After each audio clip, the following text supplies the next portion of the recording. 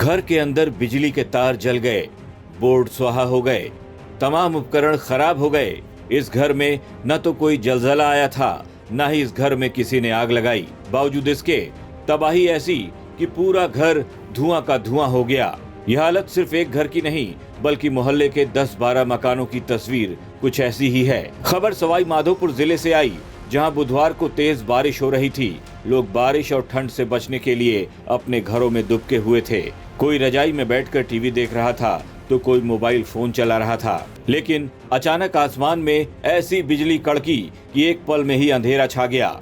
एक मकान की छत में तो गड्ढा हो गया। आसमानी बिजली कई घरों के अंदर घुसी और बिजली के सारे उपकरण पल भर में ही स्वाहा हो गए।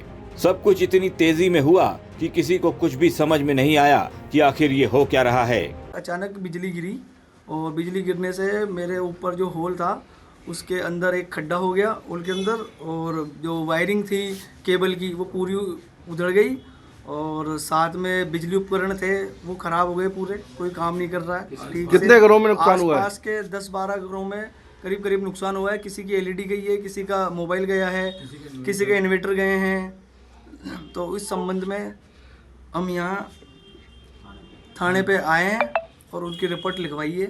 बिजली गिरने से जो कुछ भी हुआ उसके बाद लोग काफी डर गए। बस गनीमत ये रही कि बिजली के उपकरण और टीवी, फ्रिज, इन्वर्टर ही जले, किसी इंसान को कोई नुकसान नहीं पहुंचा। सर्दी के इस मौसम में अब भी कई जगहों पर बारिश हो रही है तो कई जगहों पर बारिश के आसार हैं। आसमान में बिजली भी कड़क रही है, लेकिन बिजली कड़कने की आवाज अब लोगों को डरा देती है। लोग सहम जाते हैं इस डर से कि कहीं उनके घर की छत पर भी आसमान की बिजली कहर बनकर न गिर जाए।